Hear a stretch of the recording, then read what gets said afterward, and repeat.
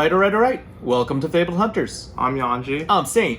And we're going to open some stuff. We have a lot of stuff around us. We do have a lot of stuff around us because it's deep into uprising season, and I'm just getting slammed in the summer with a whole bunch of vintage cards and MTG, as well as box openings, and we're making long game content, right? Yes. If you're not subscribed on the Patreon. Join the long game to talk about TCG monetization above just flesh and blood. Yeah, it's like it's content that we're not putting out normally, but I think something that a lot of people want to see. And that way you can interact with us further, let us know what content you'd like to see, and we'll make content outside of just good old FAB for that. But today, we're going to talk about a happening in Flesh and Blood. If you're not part of the graded and sealed Flesh and Blood group on Facebook, over 3,000 members, then you probably didn't see this. Show you a clip first. That alone would have made this batch really amazing. Phantasmal Footsteps 8.5. Solid Wall of Bone. That is right, Mr. Smith. Oh, I saw it. I had to move it really quick. I had to put it to the side because, you know, I got to save the best for last. I don't know how these things go. All right. I'll put it right there. It's in screen. It's right there, okay? It's right there. I'm not going to hide it. Stubby Hammers 9.5 plus. I saw it. I had to make this this batch, and I had to say a little something. Cash in, basic plus. Now everybody's eyes are over here, right? Quad plus, giant spider. That's a cool card. All right, everybody's looking at that, right? Now let's move that one. Okay, during that clip, everybody just wanted to see one thing, and that was this. Like when I had it turned around, like over on the side, everybody's like, "What is that? What is that?" It's a black label! And this is the one and only black label, the first of its kind, the best graded card in the world. And funny enough, a lot of comments on Facebook said, of course it's an Azalea card, because these are all unplayed, right? They're not even playable, according to the community. And yeah, that is a 10 pristine card. So this was graded, I think, in late May. Now the card is pristine, but the slab has an issue. Oh, yes. I got a free cookie crumb. Way to go, Beckett. A little bit of a cookie crumb for free on the right, which I mentioned. Yes, the card itself is perfection. The slab and the QC, not so much. Yeah. What else can I say about that? It is what it is, folks. It is what it is. So that said, we got another box. Here you go, what you get? Another box. What is this box? Also, it's another box from Dallas, and I just wanted to talk about, an experience. Anybody can say, hey, you know what? To grade a black label, it's just you need money. You need to go in. You need money and luck, and that's it. But I mean, this isn't the first black label I've graded. I've been grading black labels for years in Magic the Gathering, with vintage Magic cards, and it's about handling. It's about having the right eye for it. It's about card selection. It's about just implementing and honing the skill set. And I mean, I've done it in MTG, and now here we have it, the first of its kind in Flesh and Blood. Yeah, black labels. For anybody who maybe is like a little bit new to grading. Or hasn't like really experienced like going through the grading process themselves, black labels are very difficult to get. Less so in Pokemon though, but very difficult in TCGs. I think even so like Pokemon, you have to consider like the volume of cards that get submitted for grading. Yeah. Still, like black labels are like within like low 2 digits usually for most like chase cards. Oh, of course. Right. Of course. So you figure like thousands and thousands of these cards get submitted. Less than 1% of the cards that have kind of been like pre-selected to be like good cards for grading, even when they just like newly minted, are black label. Well, the reason why I bring that up is because I've mentioned this before. The best print quality set in Magic the Gathering was Ultimate Masters. Yeah. And I would say about 4% of all Ultimate Masters cards came back black label. Okay. And it was printed in Japan with purple core paper. I believe the Pokemon Company prints on Japanese printers. So the card quality of the Japanese printers are superior than the card quality of Cardamundi. Whereas with vintage Magic cards, you're looking at a sub 1%. I think it's something like a 0.15 or 0.15 of 1% ratio, or something like 1 in 600 vintage cards or black labels are less. Yeah. So I know for Pokemon, it's specifically Japanese Pokemon cards are higher quality. Yep. But actually, English language Pokemon cards I don't know. I don't exactly know what printers they use. I know that they contract with like Millennium Group for like something, but I don't know if that's just packaging or if they also like use Millennium for printing in general. But I think they do also have US-based printers. Okay. It depends. It's a set to set varies. Some sets in Pokemon are like atrocious print quality. That's fair. That's fair. I'm just saying the card game is newer in general, and I'm comparing Pokemon now with 93 to 98 Magic Gathering, right? Yeah, I'm saying Wizards of the Coast can find the resources. They did it with Ultimate Masters, right? They created a 4% rate of black labels with Ultimate Masters. Pokemon has found some really nice printings of their cards, whereas WotC, they just do whatever. Like they did it so well with Ultimate Masters, and then I think they chose American printers with Double Masters, and that was a mistake. Double Masters was significantly worse. Now, they went from a 5% or 4% rate of black labels with Japanese printed Ultimate Masters to literally 0% in Double Masters. I remember for Magic the Gathering when it used to be like printing oddities were considered like misprints. They were like considered like kind of valuable to like collect. Yeah. And then kind of recently, especially like for cards I think printed in 2020, 2021, misprints were just kind of like the norm. Like, yeah, it was just like off color splotches, whatever. Just like let it happen. Yeah, these days, I mean, I think I've got entire misprinted boxes from like Ixalan, where there's squares all over the place. Or rectangles instead of like rounded corners. There's like square corners on a whole box, and they just stopped caring. Just let it rip. Ship it. Where's that from? James Whiteside. Yes. James did say ship it. Star, though. Oh no, we're starting off this batch with a bunch of silver labels. Okay. Let's just go through it. Vest. So these are I'm assuming you sent in via economy submission? Yes, this is just an economy submission. Okay. And some of the stuff, not my proudest moment.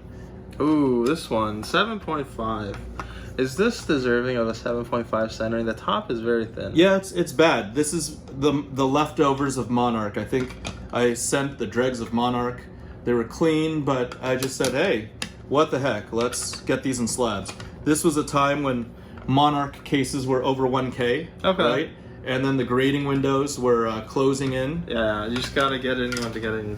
Exactly, just gotta get it in, and it was I think the final time for $15 slab grading. This is still a really nice card. Yes, it's still a really nice card. It's a twinning blade. I think 8.5 corners. Yeah, 142 era. That's like a little harsh. It is. We do hit some golds though, so. This I don't think is 8.5 corners. Top left, bottom right. Yeah, it's like paper. It's not like, I don't know.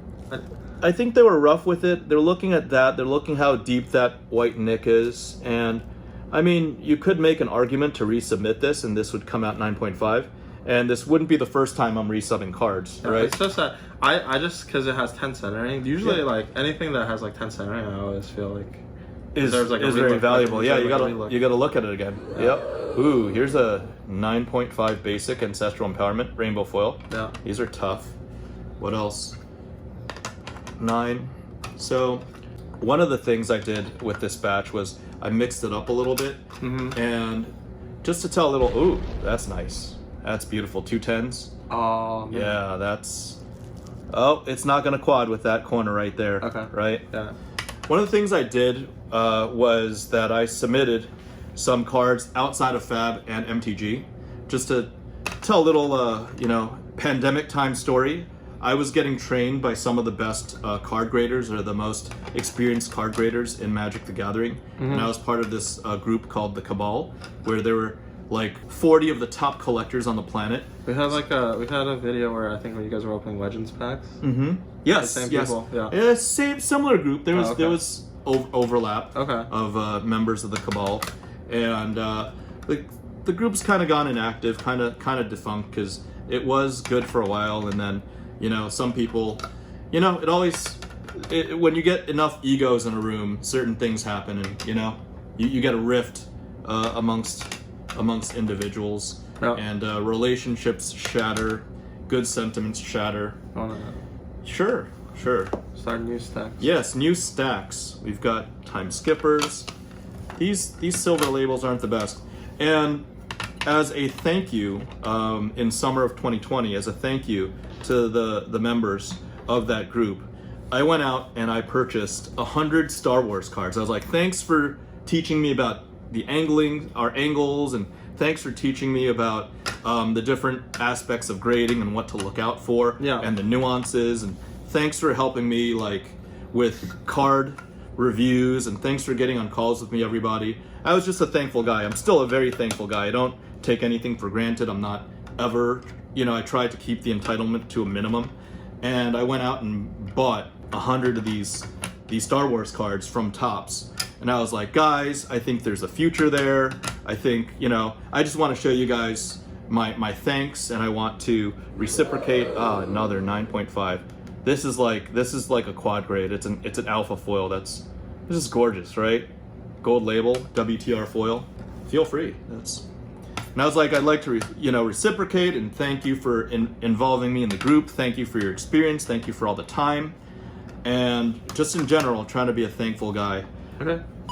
Quad plus, non-foil, but these are really cool. That's a Dory Quad plus.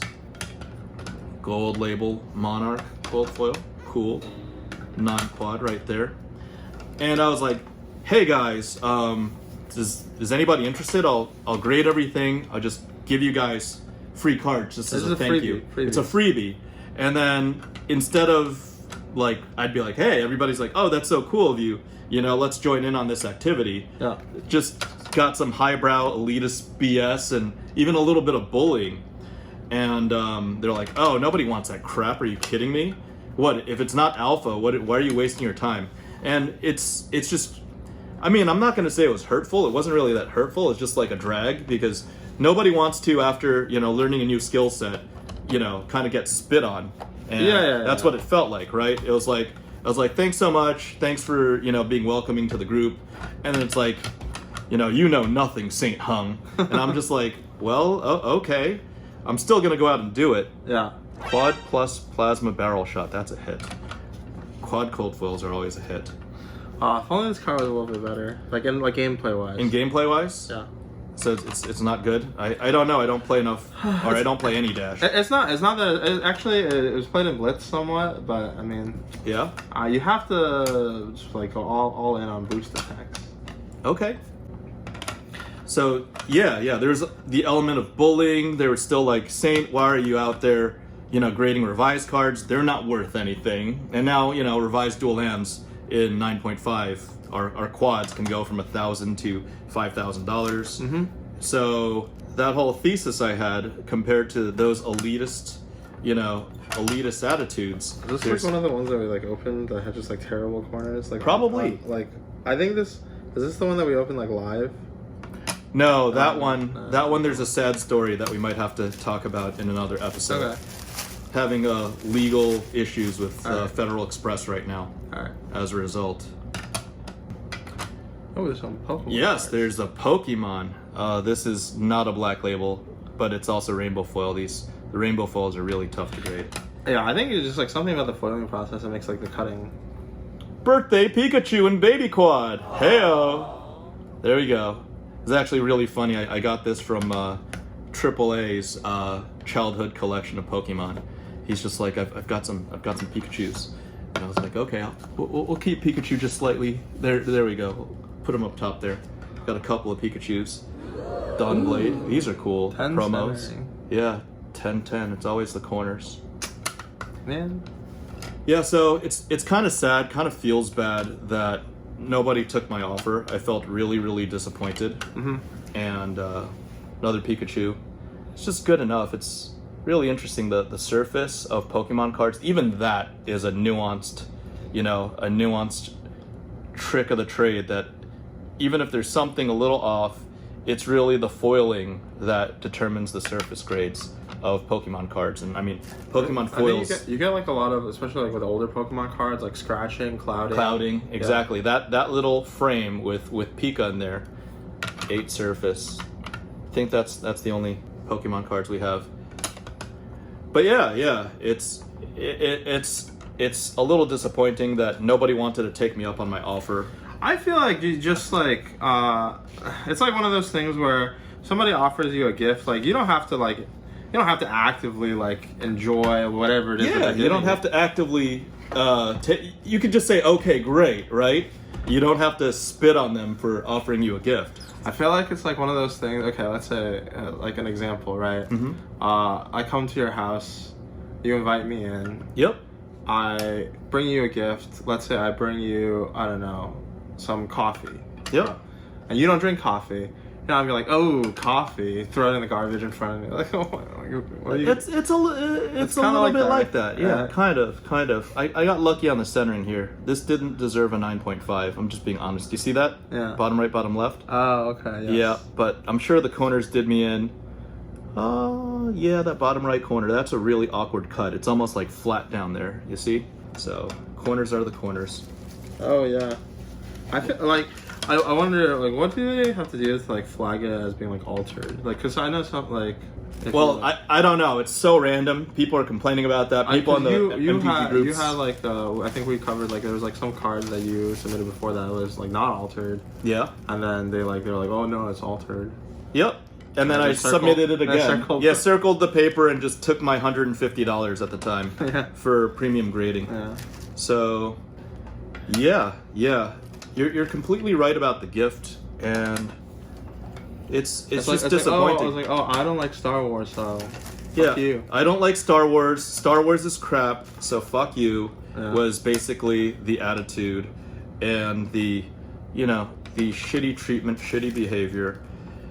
And I think we got some Star Wars cards in here. Okay. At the bottom. I don't know. They should be here somewhere. Oh, this is nice. I would like to get one of these in gold label. Go bananas. These were given out very early in the course of the game. Yeah. Was it like for armories or like I don't remember like when they distributed Go Bananas? Early on, Mighty Ape, the distribution company Mighty Ape in Asia Pacific, I think. Oh. Or that's either that or that's an early adopter of Flesh and Blood. Yeah. Oh, again, Quad Plus. That's really cool. Quad Plus, Edge of Autumn. It's tough to quad.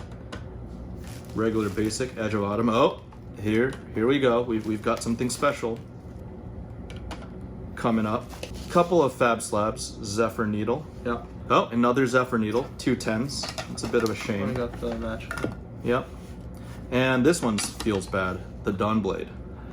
10 centering, 9 surface, 9 edges, 8 corners. Yep. Oh yeah, this corner is real bad. It's really, really bad. Yeah.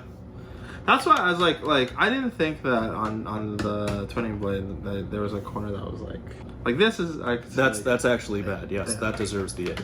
So, Star Wars Living Set is a set that came out in 1977, and this was summer of 2020. I purchased 100 copies straight from Topps. So like a Topps distributor had an eBay account, and I was like, hey, can I get like a sealed case of whatever it was, 100? I was gonna get my colleagues in this collector group, all hooked up.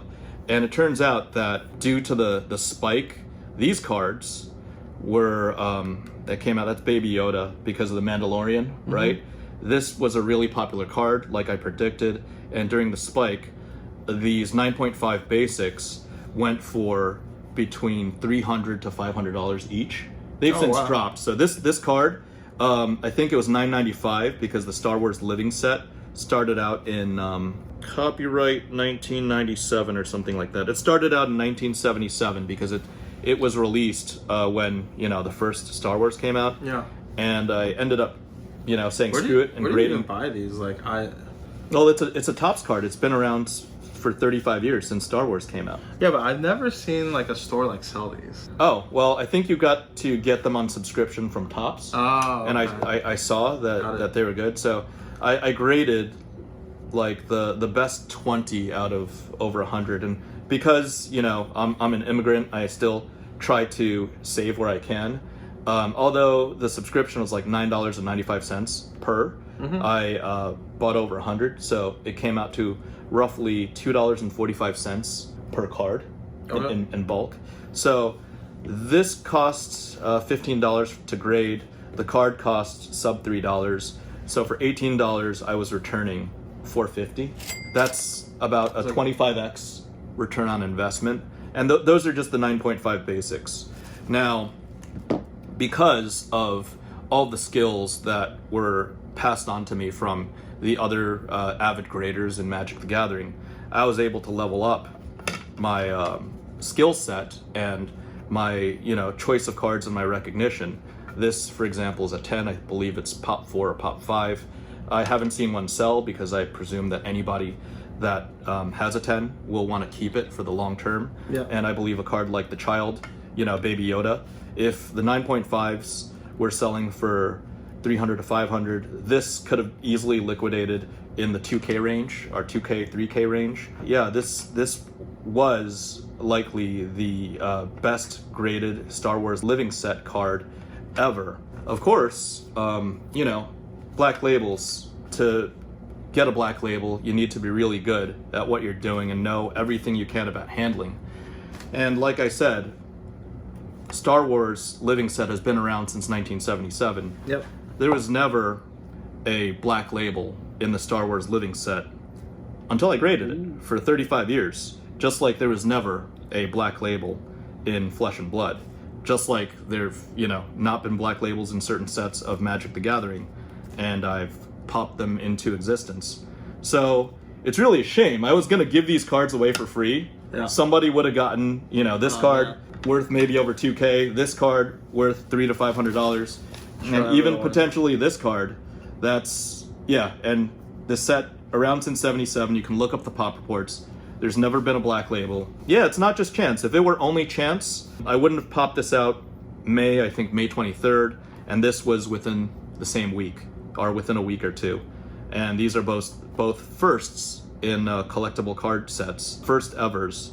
So I just want to take this moment to just to recognize the Bruce Lee passage. One should not fear somebody that knows 10,000 different kicks. One should fear the man who's practiced the same kick 10,000 times. This, I can say this is as good as you can get in the graded game. And I do this every single day. I do this, I put in a good 20 to, let's be honest, 50 hours a week in TCGs, and especially in grading. Mm-hmm. And hey, it's fun. It's not cost effective or great for my opportunity cost, but I love doing this. And I will encourage anybody out there, any viewers out there, to keep on grading, keep on practicing, and hit me up, because I've, unlike the people that I shared a private chat group with, I'm all about, teaching, educating, assisting everybody else in the community about grading, because maybe there are other people out there that could pop up some black label firsts in the coming years. I guess instead of having needed to give away this or this to anybody in the Cabal, I'll just keep the nicest graded Star Wars slabs for myself. I guess that's it for now. Hope you like the slabs, hope you like the content, and hope you guys got the learning lesson. Thanks, everybody. Bye.